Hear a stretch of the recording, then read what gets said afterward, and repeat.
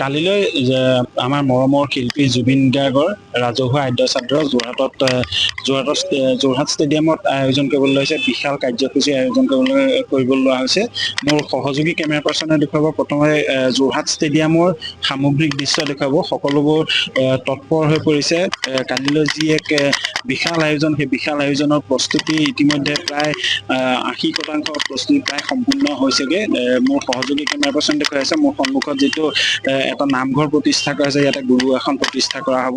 তাতে মাংগলিক কাৰ্যসমূহ যিসমূহ নাম প্ৰসংগ, দিহানাম বা উঠা নাম যিসমূহ আছে, সেই নাম প্ৰসংগ এই নামঘৰত অনুষ্ঠিত হ'ব। আৰু তাৰ পিছতে মোৰ সহযোগী কেমেৰা পাৰ্চনক অনুৰোধ জনাম, যদি সম্ভৱ হয় যি স্থানত জুবিন গাৰ্গৰ চিতাভস্ম ৰখা হ'ব আৰু যি তাতে শ্ৰদ্ধাঞ্জলি জ্ঞাপন কৰা হ'ব। আৰু সমগ্ৰ ষ্টেডিয়ামখনকে সজাই তোলা হৈছে জুবিন গাৰ্গৰ প্ৰস্তাৱ।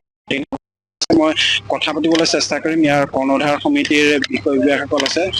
প্ৰস্তুতি কেনেকুৱা আৰু কিমান মানুহ আছে? প্ৰস্তুতি প্ৰায় এতিয়ালৈকে 60% সম্পূৰ্ণ হৈছে আৰু দ্ৰুতগতিত কামখিনি চলি আছে। আৰু আজি গধূলিৰ ভিতৰত আমাৰ যিখিনি ব্যৱস্থা কৰা হৈছে তাৰ কামখিনি সম্পূৰ্ণ হ'ব। আচলতে আপোনালোকে নিশ্চিতভাৱে জানে, ইতিমধ্যে সংবাদ মাধ্যমতো প্ৰচাৰ হৈয়ে আছে যে ৰাতিপুৱা প্ৰাৰ্থনা সভাৰে আমাৰ কাৰ্যসূচী আৰম্ভ হ'ব কালিলৈ। গতিকে কালিলৈ আমাৰ সৰ্বধৰ্মীয় প্ৰাৰ্থনা সভা আৰম্ভ হ'ব। আৰু সৰ্বধৰ্মীয় প্ৰাৰ্থনা সভা আৰম্ভ হোৱাৰ পাছতে ঠিক 9 বজাৰ পৰা এই স্থানতে ৰাজহুৱা যি শ্ৰদ্ধাঞ্জলি ব্যৱস্থা কৰা হৈছে সেয়া মুকলি কৰা হ'ব। গতিকে সেই শ্ৰদ্ধাঞ্জলি কাৰ্যসূচী মুকলি কৰাৰ পাছতে ঠিক 9 বজাৰ পৰা ইয়াতে আমাৰ নাম প্ৰসংগ আৰম্ভ হ'ব। গতিকে নাম প্ৰসংগৰ পাছতে পৰ্যায়ক্ৰমে গায়ন বায়ন, দিহানাম, বিভিন্ন অনুষ্ঠান ইয়াত আয়োজন কৰা হ'ব।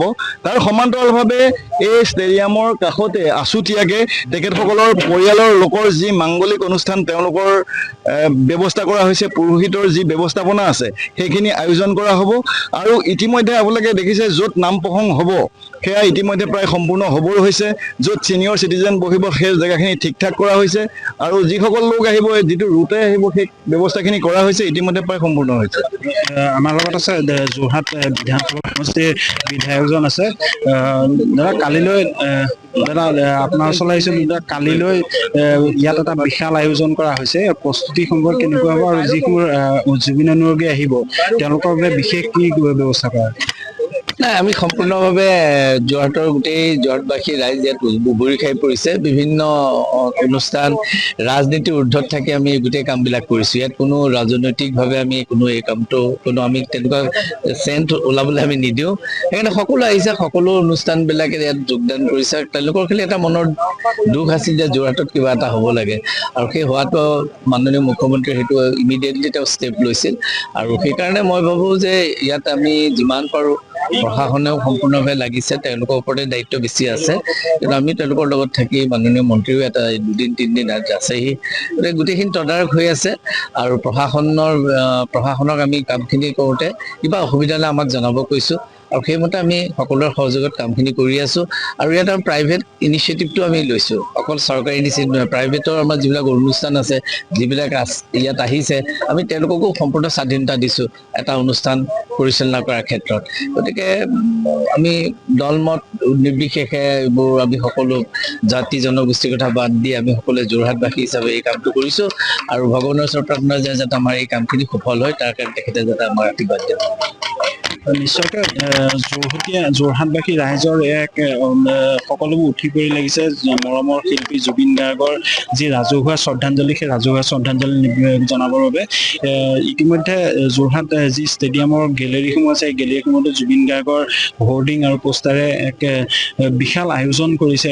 ইয়াত ক'বলৈ গ'লে আচলতে ইয়াতে কালিলৈ পুৱা 8 বজাৰ পৰাই সৰ্বধৰ্ম প্ৰাৰ্থনা সভা, আৰু এই সৰ্বধৰ্ম প্ৰাৰ্থনা সভাৰ পিছতে বিভিন্ন নাম প্ৰসংগ, দিহানাম, নাম আদি ইয়াতে অনুষ্ঠিত হ'ব। আৰু এই অনুষ্ঠান কালি 8 বজাৰ পৰা বিয়লি 4:30 বজালৈকে অনুষ্ঠিত হ'ব বুলি জানিব পৰা গৈছে।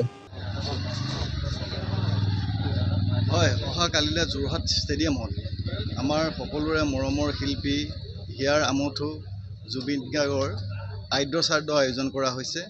আচলতে যিহেতু যি মাংগলিক অনুষ্ঠান যোৰহাটবাসী ৰাইজৰ সহযোগত আজি ইয়াত আয়োজন কৰা হৈছে, সেই অনুষ্ঠান পুৱা 8 বজাত প্ৰাৰ্থনা সভাৰে আৰম্ভ হ'ব। বিভিন্ন ধৰ্মৰ যিসকল ধৰ্মগুৰু আছে তেখেতসকল আহি প্ৰাৰ্থনা সভা আৰম্ভ কৰাৰ পাছতে প্ৰায় 9 বজাত ইয়াতে এই শ্ৰদ্ধাঞ্জলি অনুষ্ঠান আৰম্ভ হ'ব, মুকলি হ'ব।